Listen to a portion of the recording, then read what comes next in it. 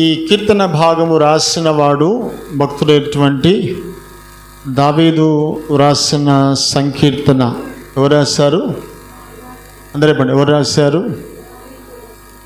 నేను ఒకసారి జాగ్రత్త గమనించండి. దావీదు రాసిన కీర్తనలు ఏదో ఆషామాషిగా రాసిన కీర్తనలు కావు. ఈ కీర్తనలకు ఇంకో పేరేముందంటే, కీర్తన అంటే పాట కదా. ఈ పాటను కూడా ఎలా పాడాలి, ఏ రాగం మీద పాడాలి, ఏ వాయిద్యం మీద కూడా పాడాలని ముందుగా హెచ్చరిక చేసినట్టుగా కూడా చూస్తుంటాం. ఒక చిన్న సందర్భాన్ని మీకు పరిచయం చేస్తా. పాటలు కూడా ఎలా పాడాలో దావీదే నేర్పాడు. కీర్తన గ్రంథము 8వ అధ్యాయ భాగములో, కీర్తన గ్రంథము 6వ అధ్యాయ భాగములో పైన నోట్లో ఒక పేరు ఉంటుంది. ప్రధాన గాయకునికి అష్టమ శృతి మీద తంతి వాయిద్యములతో పాడదగినది దావీదు కీర్తన. రాసినదెవరు? దావీదు.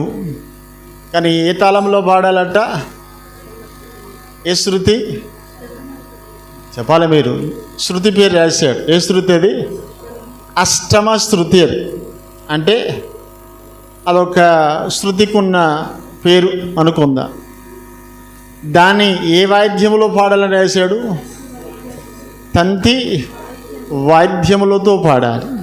అంటే అన్ని వాయిద్యాలు, అన్ని పాటలు ఒక వాయిద్యంలో కూడా కుదరవు కదా. అన్ని పాటలు అన్ని వాయిద్యాలకు సెట్గా కదా. దావీదు దగ్గర ఉన్న ఒక మంచి వాయిద్యము ఏది అంటే 10 తంతుల సితార. 10 తంతుల సితార ఎలా ఉంటుందంటే, ఒక డి షేప్లో ఆ వాయిద్యం ఉంటుంది. ఆ డి షేప్లో ఉన్న వాయిద్యానికి 10 తీగలు ఉంటాయి, 10 స్ట్రింగ్స్. ఆ 10 తీగల ద్వారా వచ్చే ధ్వని, ఆ 10 తీగల ద్వారా వచ్చే వాయిస్ ఏదైతే ఉందో, నేను అనుకుంటాను ఇవన్నీ తీగ వాయిద్యాలు అంటారు. ఏ వాయిద్యాలు అంటారు వీటిని? స్వరాలు మీరు చెప్పండి. నేను ప్రసంగం చేస్తలే, ముందే చెప్పా, కొంచెం బైబిల్ స్టడీ చెప్తున్నాను. ఏ వాయిద్యాలు అంటారు వీటిని?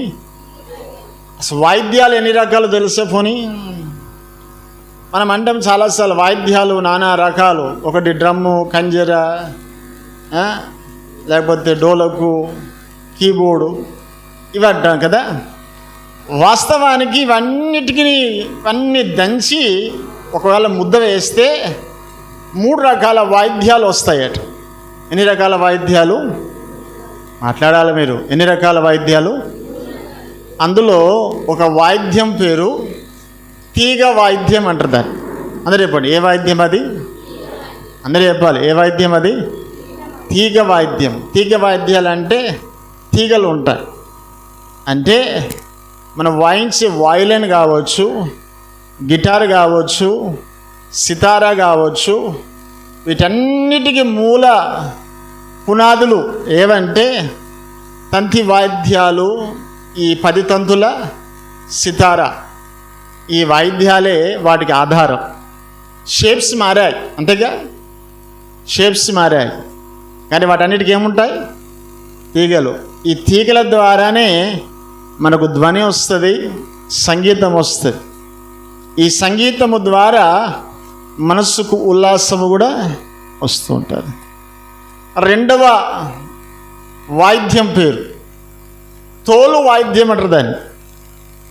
ఏ వాయిద్యం చెప్పాలి ఒకసారి? ఏ వాయిద్యం? తోలు వాయిద్యం అంటారు. తోలు వాయిద్యము దానుందా ఇది? తోలు వాయిద్యం అంటారు. తోలు వాయిద్యం అంటే అర్థమైందంటే డ్రమ్స్. ఈ డ్రమ్స్ కూడా ఇప్పుడు మ్యాక్సిమం తోలు వాయిద్యాలు పోయి ప్లాస్టిక్ వచ్చినాయి, కానీ దీనికి బేస్ మాత్రం తోలే. డోలక్ కావచ్చు, కాంగో కావచ్చు, ఇంకా ఏ డ్రమ్స్ అన్నా కావచ్చు, ఏ డోలకి కావచ్చు, తబలానే కావచ్చు, వీటన్నిటికీ ఏముంటుంది? పైన తోలు ఉంటాయి.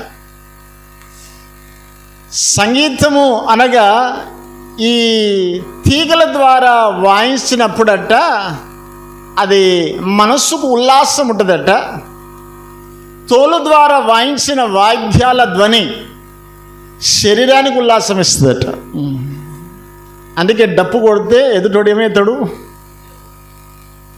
శరీరము ఉత్తేజమైంది కదా, చెప్పరే, అవునా? అవునా కదా? దీని పేరు ఏంటంటే తోలు వాయిద్యాలు అంటారు. ఏ వాయిద్యాలు? తోలు వాయిద్యాలు. ఇంకొక వాయిద్యం ఉంది. ఇవన్నిటికీ బేస్ ఈ మూడే వాయిద్యాలు. ఒకటేం చెప్పాను? తీగ వాయిద్యం. రెండవది తోలు వాయిద్యాలు. మూడవది ఏంటంటే గాలి వాయిద్యాలు అంటారు. గాలి అంటే స్వరాలు గాలి ద్వారా వస్తాయి.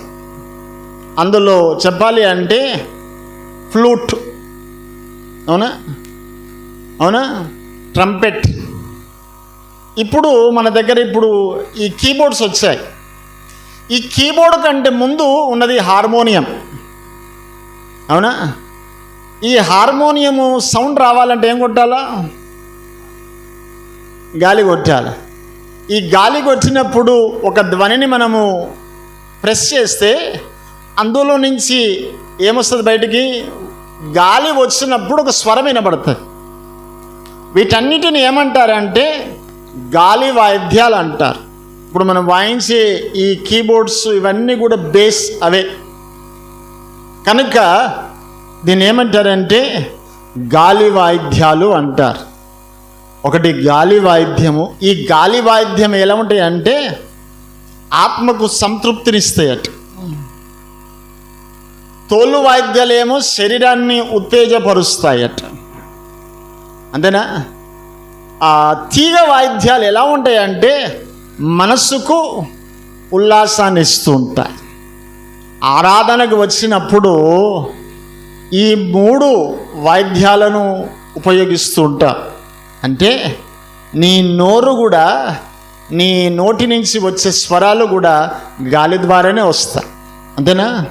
కనుక నీ నోరు అనగా నీ శరీరము, నీ మనస్సు, నీ ఆత్మ మూడు దేవునిలో ఆనందించినప్పుడే అది ఆరాధన.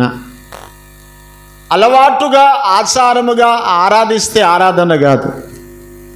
కొన్నిసార్లు స్వరం వినబడుతుంది, మనస్సు ఉండదు. అక్కడ మనస్సు ఉండాలి, ఆత్మలో ఆరాధించాలి. ఈ మూడు కలిసినప్పుడే దేవుణ్ణి ఆరాధించగలుగుతుంటా. దావీదు ఏదో ఆరాధించాలి, పాటలు పాడాలి అన్నట్టు ఏదో పాట పాడితే అయిపోయింది అనుకునేవాడు కాదు. ఈ పాట ఎలా పాడాలో చెప్పేవాడట. తంతి వాయిద్యములతో పాడాలి అన్నవాడు. ఈ పాట ఏ శృతిలో పాడాలి? అష్టమ శృతిలో పాడాలన్నాడు. ఎవరి దగ్గర పాడాలి? ప్రధాన గాయకుని దగ్గర పాడాలన్నాడు. అంటే మామూలుగా పాడే పాటలన్నీ ఏదో అలవాటుగా ఆచారంగా పాడుతున్నామేమో, కానీ దావీదు యొక్క ఆలోచన అలా కాదు. ఆ దేవుని ఆరాధించేటప్పుడు, ఆ దేవుని గణపరిచేటప్పుడు, ఆ దేవుని ఆరాధించేటప్పుడు, ప్రార్థించేటప్పుడు ఇవన్నీ క్యాలిక్యులేట్ చేసుకునేవాడట. ఎప్పుడన్నా పాడవచ్చు, ఎలాగైనా పాడవచ్చు నువ్వు అనుకుంటావేమో. దావీదు సిద్ధపాట ఏంటంటే ఈ పాట ఎలా పాడమన్నాడు? అష్టమ శృతి అన్నాడు. అంటే ఒక శృతికి ఉన్న పేరే, అవునా? దీన్ని ఏది వాయించాలా? తంతి వాయిద్యములతో వాయించాలి, అవునా?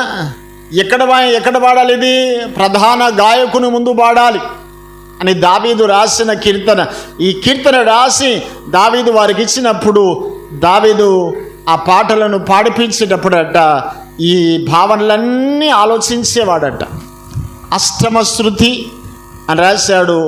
ప్రధాన గాయకుని ముందు పాడాలి, ప్రధాన గాయకుని దగ్గర పాడాలి. ఎలా పాడాలి? మళ్ళీ అష్టమ శృతిలో పాడాలి. ఎలా పాడాలట? మళ్ళా తంతి వాయిద్యములతో పాడాలి. ఇక్కడ కూర్చున్న మనము కూడా మన మనస్సు, మన హృదయము, మన ఆత్మను, మన శరీరాన్ని ఉత్తేజపరుచుకుంటూ, ఉల్లాసపరుచుకుంటూ, ఆత్మలో ఆనందిస్తూ పాడినప్పుడు ఆ పాట ద్వారా దేవుడు ఆరాధనకు యోగ్యుడిగా మారుతాడు. దేవుడికి స్తోత్రము కలుగును గాక. హల్లెలూయా. నేను కేవలం ఇప్పటిదాకా మీకు చెప్పింది ఏంటంటే, దావీదు యొక్క పాట ఎంత భావనపూర్వకంగా రాశాడో అంత పాట కూడా అంత సిద్ధపడాలని రాశాడు. ఈరోజు మీరు పాటలు పాడడానికి సిద్ధపడి వస్తున్న మీరు ఒక ప్రశ్న వేసుకోవాలి. ఏంటంటే, ఆర్ యు ప్రిపేరింగ్? సిద్ధపడుతున్నామా? నేను పాడగలుగుతా అనడం వేరు, కానీ దావీదు సిద్ధపాటు ఏంటిది? ఈ వాద్యంలో పాడాలి, ఈ స్వరంలో పాడాలి. అవునా? అంటే ఇది ఎలా ఉందంటే, దావీదు కీర్తన రాయడమే కాదు, దాన్ని ఫుల్ఫిల్ చేస్తున్నాడు. సంపూర్ణత అంటే దీన్ని ఇలా పాడాలి, ఈ భావన నాకు రావాలి, ఈ స్వరము నాకు వినబడాలి, ఈ పిచ్చులో పాడాలి, ఈ విధంగా పాడాలి, ఈ వాయిద్యాలు వాయించాలి, ప్రధాన గాయకుడిగా పాడాలి, ఇలా పాడాలని వర్ణిస్తూ రాశారంటే దావీదు పాటల విషయంలో కూడా బహు జాగ్రత్త ఉన్నాడా లేదా? ఉన్నాడు. ఈనాటి కాలంలో చాలామంది పాటలు నిర్లక్ష్యపరుస్తారు కనుక పాటలు పెద్ద ఇంపార్టెంట్ ఏమీ కాదు అనుకుంటా. కానీ దావీదు దేవుని మెప్పు పొందడానికి మొదటి కారణం ఏంటంటే పాటలే కదా. ఆరాధించాడు. రైట్.